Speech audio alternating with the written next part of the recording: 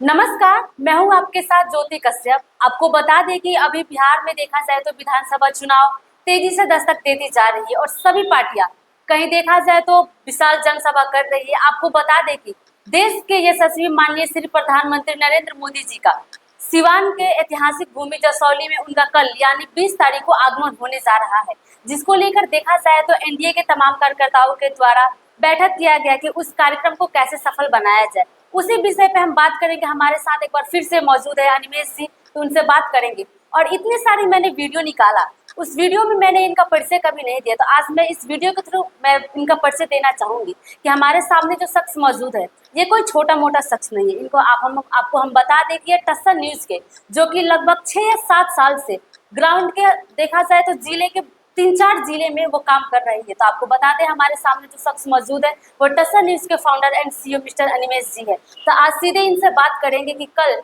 हमारे देश के माननीय प्रधानमंत्री नरेंद्र मोदी जी का सिवान की ऐतिहासिक भूमि जसौली में जो आगमन होने जा रही है, तो विशेष क्या कुछ होने वाला है।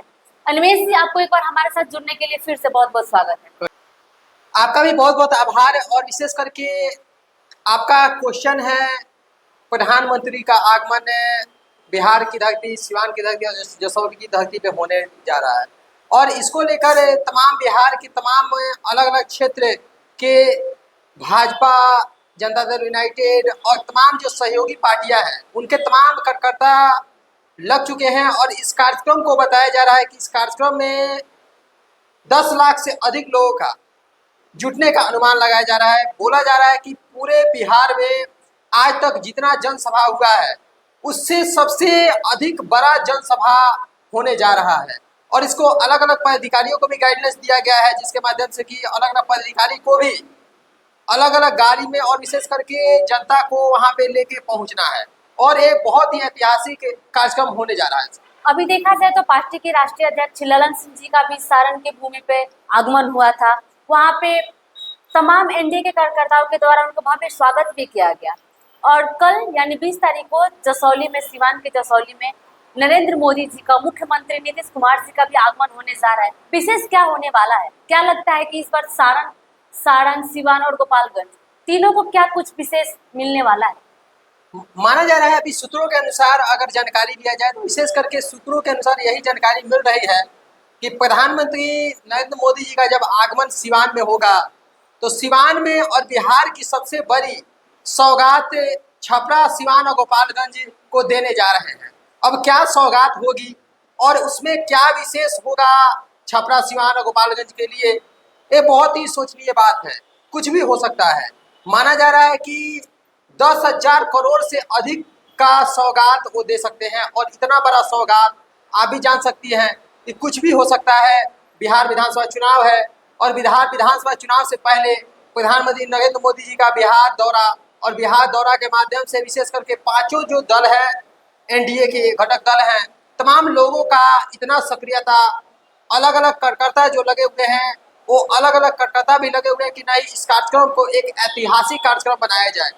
इसके पहले अगर देखा जाए तो ऑपरेशन सिंदूर के माध्यम से भी वो पहुंचेंगे और विशेष करके ऑपरेशन सिंदूर के बारे में बताएंगे कि देश पहले से कितना मजबूत हुआ है। प्रधानमंत्री नरेंद्र मोदी अपने बाहुबल को विशेष करके पाकिस्तान को भी इस बार धूल चटाकर और विशेष करके साबित करती है कि नहीं, पहले वाला भारत हमारा नहीं था, ये नए वाला भारत है। और नए वाले भारत में जो भी हमसे टकराएगा उसको पुरजोर तरीके से जवाब दिया जाएगा।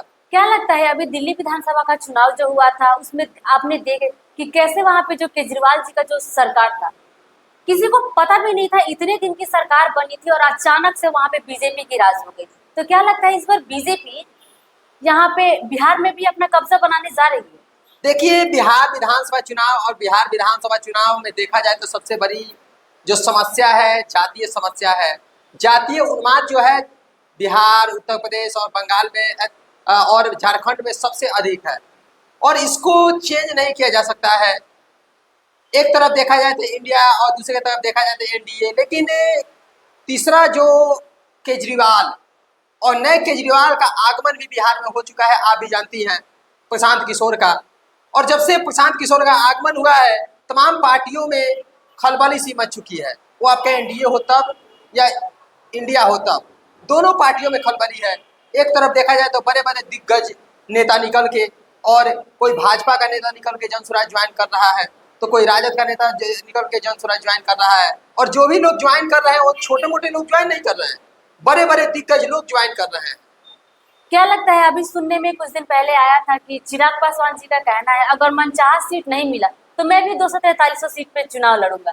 तो कहीं ना कहीं अब इन एनडीए का जो गठबंधन है, इन लोगों में मतभेद जैसा चल रहा है, यानी नीतीश जो हमारे अभी मुख्यमंत्री हैं, इनको हटाने के चक्कर में सब लगी हुई है।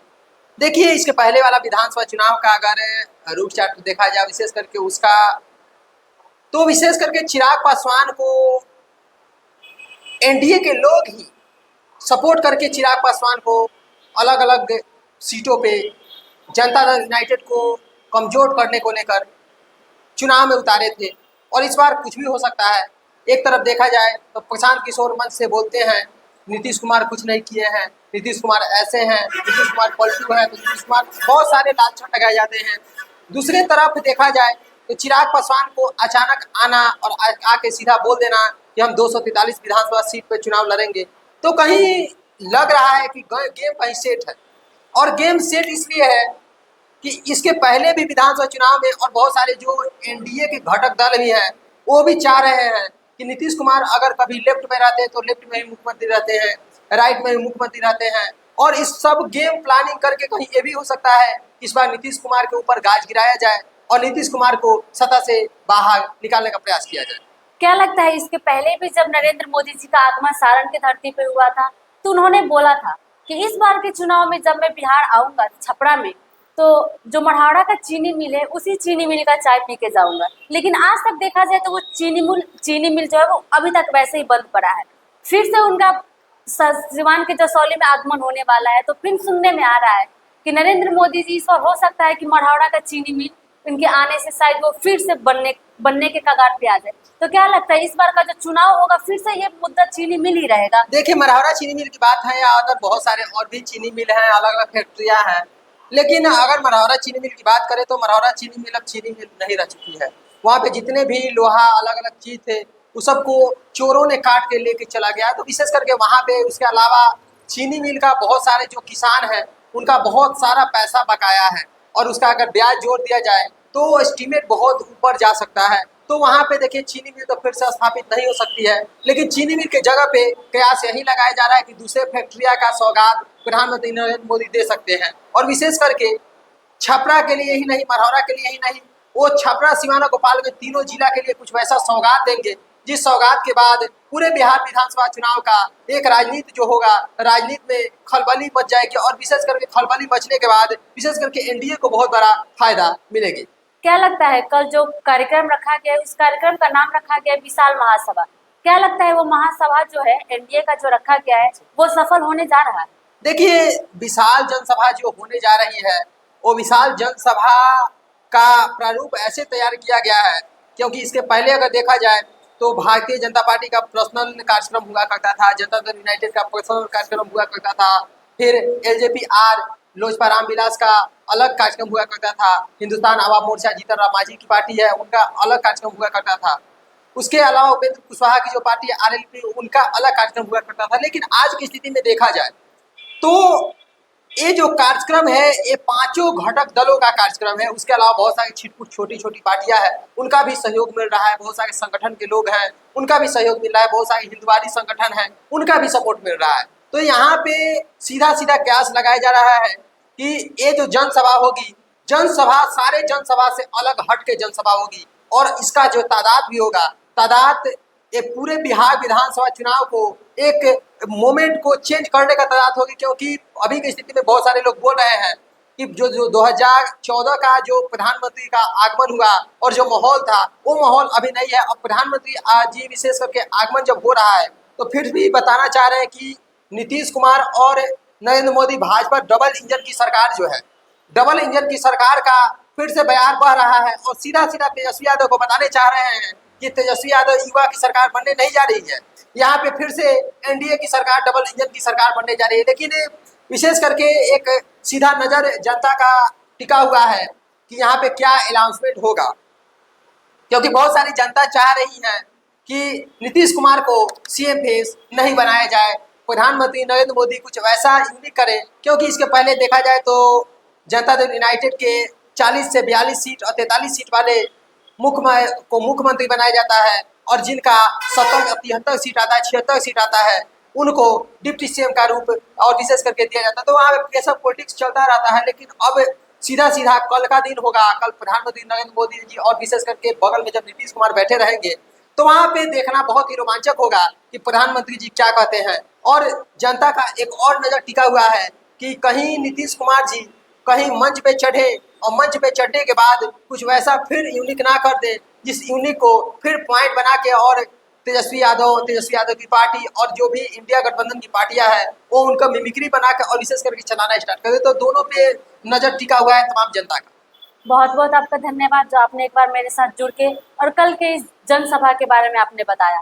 तो ये थे हमारे साथ अनिमेश जी जो उन्होंने बताया कल की जनसभा को लेकर। अब देखना ये है कि जब कल प्रधानमंत्री नरेंद्र मोदी जी का आगमन होगा तो वो कल हमारे सारण के लिए वो क्या कुछ विशेष करने जा रहे हैं।